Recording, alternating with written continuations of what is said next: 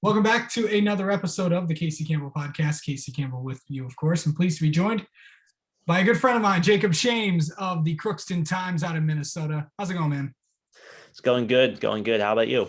I'm doing well. So if you recognize his face, as many people in Ann Arbor should, he went to I Michigan don't know and a about former that. Daily Writer. Well, I had to say that because, Oh, you may not know. yeah. But anyway, how's it been going?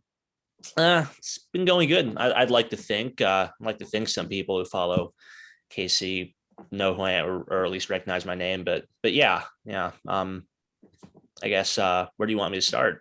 Yeah, wherever. So basically, what can just kind of talking about what's it like, covering, high school sports in Minnesota. I know that things have been topsy turvy like they have been here. Mhm. But what has it been like to be out there, kind of doing all that? Um, I guess. I guess when I first took the, I guess it might be more complete if I just start at the beginning. Yeah, Like sure. when I Go first ahead. when I first took the job, it was I kind of looked at it and saw, okay, this is gonna maybe teach me a few things about how to do journalism that I didn't really think about in college or do because I never lived in a place as small as Crookston. I never covered the high schools or teams the size that I cover now. I thought I'd learn. I came into it thinking, yeah, I'd learn a lot of stuff about how to do about how this job works because when I joined the Michigan Daily in college when I was a sophomore, it was more because I really enjoyed writing. That was what I enjoyed, and I like watching sports and writing about it.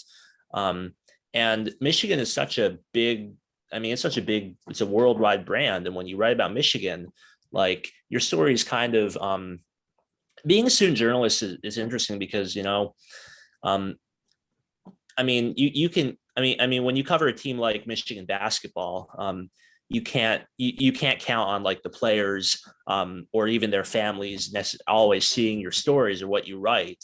You can't always count on that. You're going to reach a lot of people, but the main people you're writing for as a student journalist are still your friends and your family. I think if you're on a beat like Michigan basketball, Michigan men's basketball. But when I took a job covering high school sports here, that's not really the case anymore. Now the people who are reading my stories are the athletes, are the are the parents, are the fans, are everybody in the community probably sees your name in the paper if they read it and they know, so they'll start to recognize your name because you're the only person there.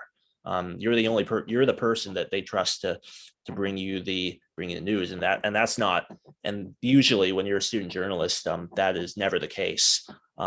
So you really have so I think I learned pretty quickly that you really get held accountable more for what you put out there and the kind of coverage you're giving their kids because um like when you write a story, even if it's just like a very run-of-the-mill game story on some athlete, like you write about, hey, that this dude hit the game-winning home run, or this girl ran a PR in the mile, like even like no matter what you write, like their name's going to be in the paper, their parents are going to cut it out of the newspaper and hang and make a refrigerator magnet out of it or something like that, like their keepsakes for and that really, I think, so you really covering high school sports, it really helps you kind of visualize and kind of put into perspective like what your work means. I'd like to think. I know that wasn't necessarily about like,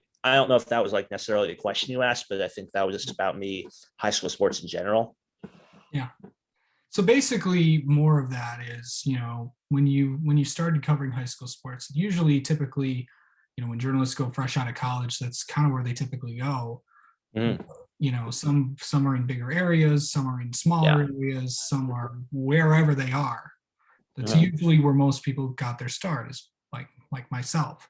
So what's that been kind of like to, kind of maybe cover high school sports in like a, smaller place like where you are? Mm. Yeah, that's a good question.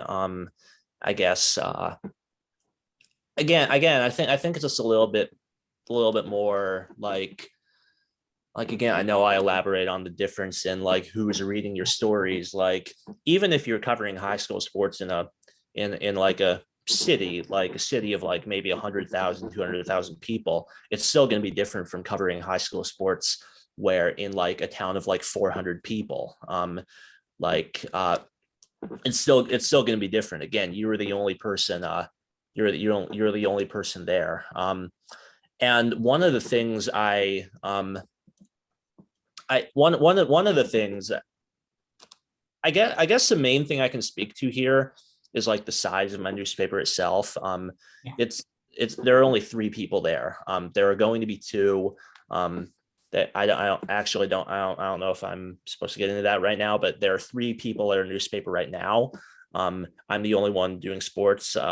Last year, sometimes we have a student writer from the local high school or from the local college that might help us out taking photos of games or writing up recaps or something like that. But most of the time, it's generally all me. I'm doing pretty much everything, and my coverage area isn't very big.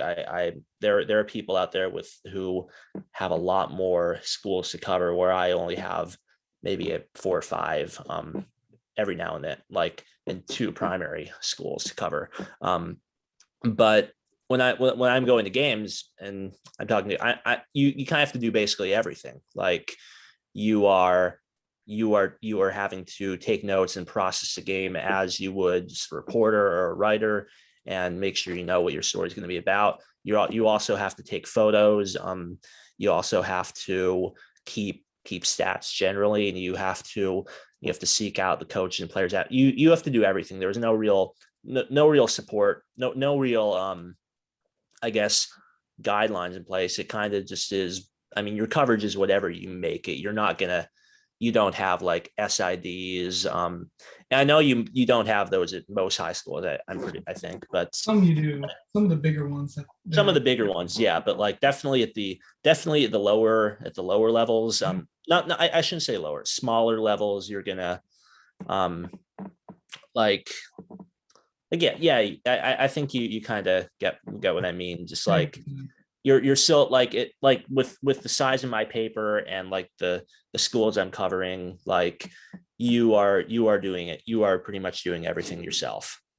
So what's been the most interesting thing that you've learned about this, covering high school sports this year throughout all this COVID stuff? Hmm.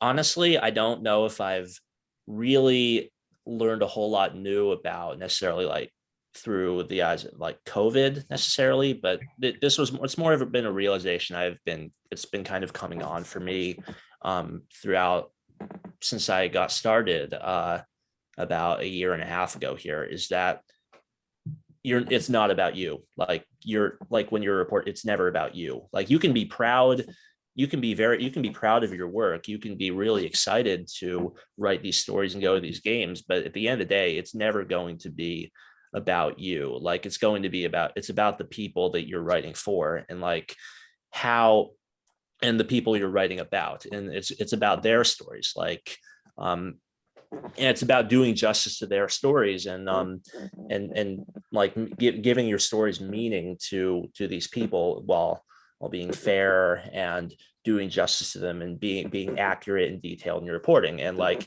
the writing that's really a bonus. Like that I mean, yes, you should it should always be your aim to like really to I don't know, write vivid or write really detailed, or put and always put the work in. But like but even when you're putting all that work in, you still know that it's not that you're not doing it. It's not like you're doing this to just to set like an achievement for yourself. I mean, it's just not about you. Like you kind of have to sacrifice a little bit of your ego to even cover like small, and like I think this is probably true of all levels of journalism, but you really have to sacrifice your ego at the like at the high school level, in my opinion.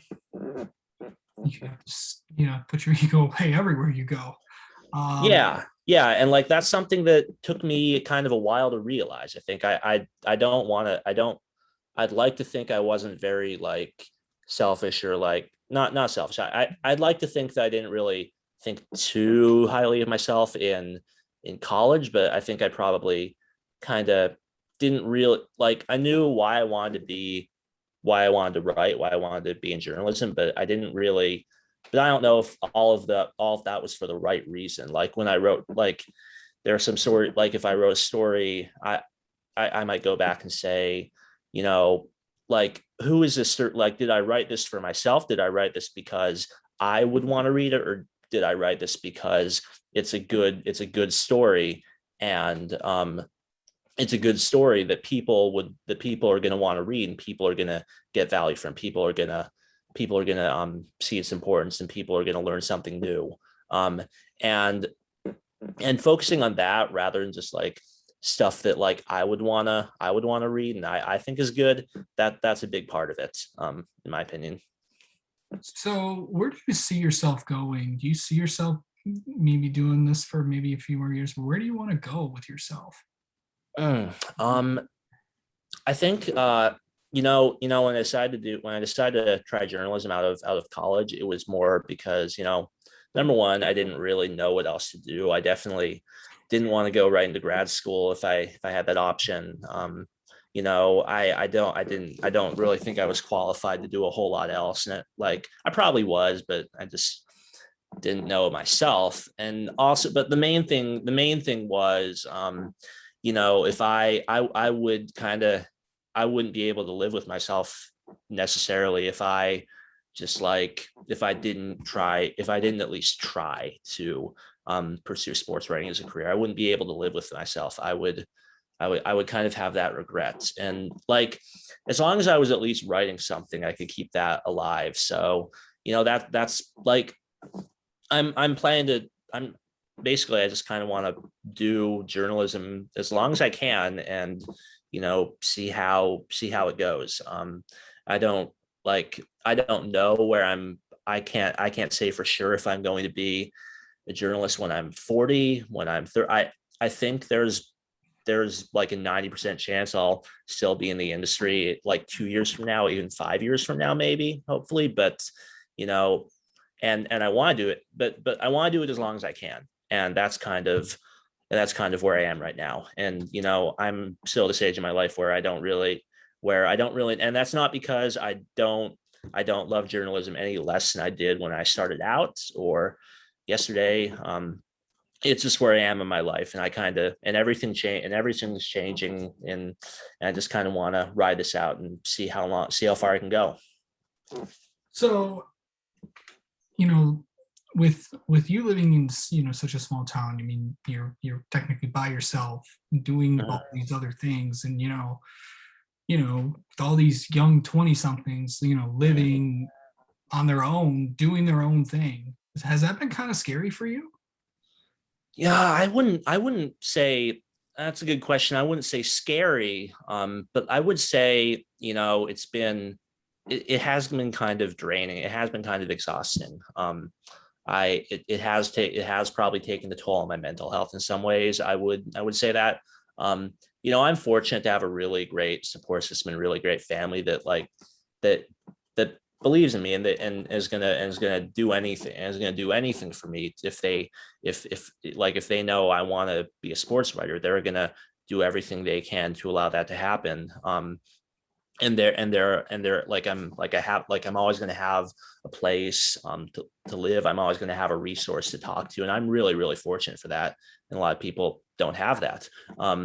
So I have them, and I have a few friends I talk to, but like I kind of went into this job thinking that I wasn't really going to form many relationships here, like long, just because there aren't really many there aren't really many 20 something people living on their own in Crookston, Minnesota.